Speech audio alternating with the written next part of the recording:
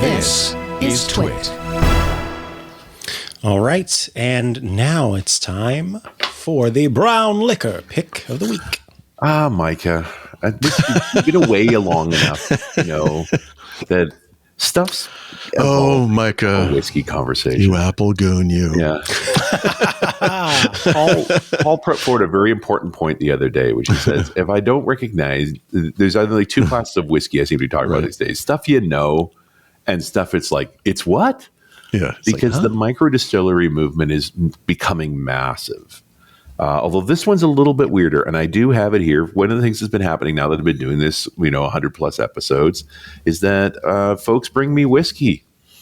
And this is the Great Skua from Einar's, which is the only distillery on the Faroe Islands. Wow. So, yeah, weird. And how did she get it? She went to the Faroe Islands. Not complicated.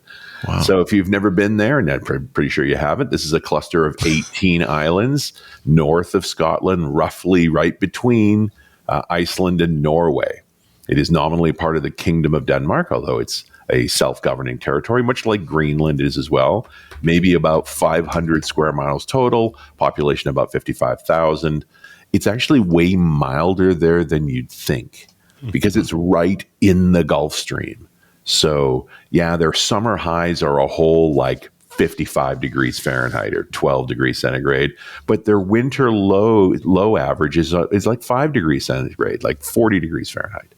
Sure, they have the occasional winter storm that'll get down into the negative 10, but not negative 40, right? It's mild there. And it's 62 degrees north latitude. It's not quite above the Arctic Circle, but far enough that there are days in midsummer where the sky never gets dark, right? Overnight. It just goes to sort of semi-twilight and back up again. And they're in the wintertime, the opposite, where the sun just never really rises, kind of skims the horizon and disappears again.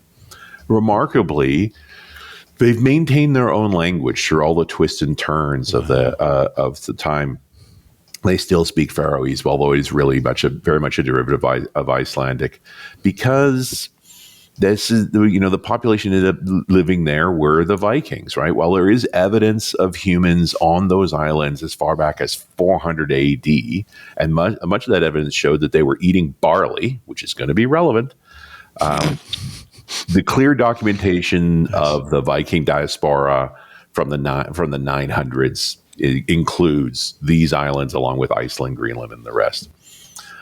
So while they're part of the Kingdom of Denmark, in 1973, when the European Economic Group was forming, the Faroe Islands refused to enter. And they're actually not part of the EU either, although they are considered Danish, so they have citizenship, even if their country's not in it. So you're a citizen of the EU, but you're not in the EU. That's cool.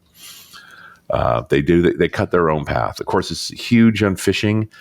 Somewhat the notorious thing that most people know about the Faroe Islands is that they do have a pilot whale hunt. Now, pilot whales are not an endangered species of whale. They're not hunting them for recreation. It's actually for food.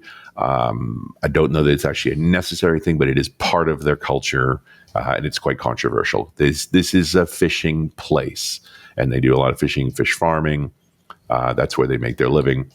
They're isolated enough that their domesticated animals, like their sheep and ducks and geese and cows and so forth, are now considered their own species. So there is a Faroe cow and there is a Faroe goose and so forth.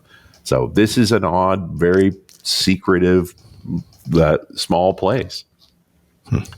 And this whiskey is called the Great Skua, which is named for a bird that is endemic to the region, although it's all over the North Atlantic. The Great Skua is not a nice bird. It's big for starters, about 2 foot long, 4.5 foot wingspan. Don't approach them. They're aggressive to people. They're not actually dangerous in any way, but if you get close to their nest, they will dive bomb at you. They in the animal kingdom, they're considered kleptoparasites, which is a great name. What? So I've seen this when we did that Arctic expedition. I watched Great Skuas do this. They go after other birds for food. So if another bird has grabbed, they have a gannet's grabbed a fish, the skua will attack the gannet. And the way they do it is actually will grab a wing and crash them into the ocean to take the food. to the boy. point where I've seen gannets as the skua dove on them, the gannet just drops the food because half Just the to get time the out of there, skua yeah. just kills the other bird in the process. They're just these big bullies of birds. And to the point where they'll even hunt other predator birds. Like they are very aggressive birds. So I've set the theme. We're on the Faroe sound Islands. miserable. We're talking about a whiskey called Great Skua. The company behind this actually starts in 1888. So his name was Simon de Vaggi, and Vaggi means from Vaggi. And he was trained in Denmark as a baker, but got into brewing as well and formed a company called Thurrott. I'm doing my best Faroese here, baking beer. Now, at that time, there were strict alcohol laws in the Faroe Islands. And so the beer couldn't be stronger than about 2.5%. So they made this weak beer. And you weren't allowed to make spirits at all. In fact, we talk about the prohibition in the U.S. in the 20s and 30s. The equivalent prohibition existed in the Faroe Islands from 1907 to 1992. So spirits were just not a thing for the most part. But the family continued to operate the brewery and expanded to other beverages. Today, when you go to the Faroe Islands, they have their own line of sodas that are made on the island. Today, the owner, the fourth or fifth generation Einar is the current operator, and he was around when the laws began to change in the late 80s. They were allowed to raise their beer to a whole 4.5% alcohol. And they then started to allow some importation of spirits. And of course, the first spirit they brought in was aquavit, which is primarily from Norway. Now, aquavit is essentially a gin. It's just that, what we consider gin is a grain spirit flavored with juniper and other herbs. Aquavit is a grain spirit flavored with caraway and other herbs. And so by the 2012s, around 2012, they finally lifted the rule against manufacturing spirits. And so immediately this company started making spirits. They started with aquavit first, and then actually opened their doors in 2016 with making whiskey. They are located in a little town on one of the smaller islands called Kalklavisk. There is a road system across these islands. They have some bridges and so forth, although it's very common to move around there by helicopter because they're in the North Sea, where all of the oil rigs and so forth are. There's just a huge industry for helicopters. And so there's like a half a dozen helicopter companies and a dozen helicopter landing sites across these islands. So people move around that way primarily. But when they got into distilling, this again, only 10 years or so ago, they bought into the German Holstein system, which is very well priced for these small distilleries, and their spirit still is only 1,200 liters. It's tiny. This particular whiskey, the Great Skua, they literally label it. There were 963 bottles made of this. It was bottled in July of this year. And this is bottle 574, and it's about gone. In fact, I'll pour it into this glass right now. So they're using local barley. Barley has been grown nominally on those islands for better part of 2,000 years. And they do their own maturation process. And then they have been buying Buffalo Trace and Woodford Reserve casks. So this has 3 years in bourbon and then a finishing year in Oloroso sherry cask. Very classic for a micro distiller doing small quantities like this. Again, these are only 500 milliliter bottles, so smaller than a conventional bottle. The nose is potent. This is cask strength, 59.2. So, like the Great Skua, I was going to say it needs to dive bomb you like the bird. it just grabs you by the wing and smashes you in the ocean, man. Like there's no two ways about it. But man, it's nice in the mouth. Like, holy cow. It just fills your throat up and it's like, hello, I'm big and sweet and rich. You can almost taste the salt. Like you're deeply in the North Atlantic here, The ocean is amazing and it's absolutely present in this drink. Like you're drinking the ocean almost. And it burns going down. The second drink is always better than the first, which is why the bottle's empty. No coloration, no chill filtration. That's literally all that came from the barrel. There were less than 1,000 of these made. They're sold almost nowhere. If you can find one, between 150 and 200 US.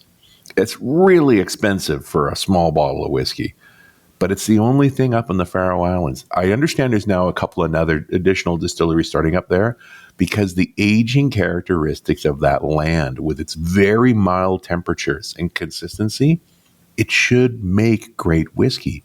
They just haven't had time. This has been around less than 10 years.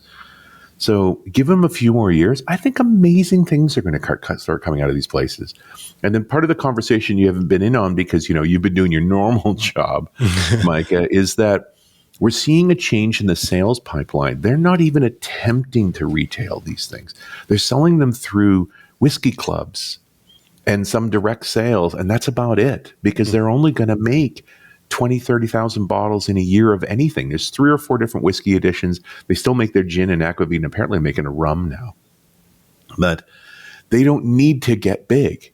They don't need to go big commercial. They can make a living in these smaller scales, and it just gives us more choice of more interesting whiskeys. And this one, I'm probably never going to get a chance to have it again, unless I go over to the Faroe Islands. And then it won't be this. It won't be the Great Skua. It'll be one of the others.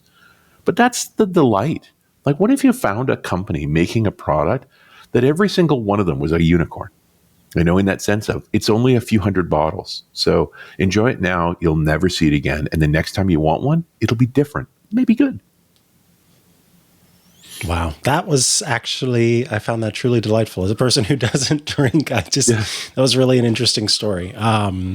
And I thought you did a very good job in describing the taste of it as well. So, as you know, Kevin does put together these moments as little like clips, I think is how it's done on YouTube. So you can Whisky Weekly. There's a playlist there, and all that it really started because of the explanation of how Scottish whiskey is made. That was 8 parts in total, 2.5 hours. But now we've gone into Japanese and American and so forth. I'm not going to do a whole segment on Faroese whiskey because we got the only one. But that's the collection there. And we do one every week. They're not all up there yet, but there's lots of fun there. And it's been one of my favorite things of getting involved with Windows Weekly has been just making these silly stories. And it's become its own thing. People bring me whiskey all the time now. I love that. And I'm sure you love that too. I like that my mind has changed. I thought I knew my way around whiskey before this, but I see things very differently now.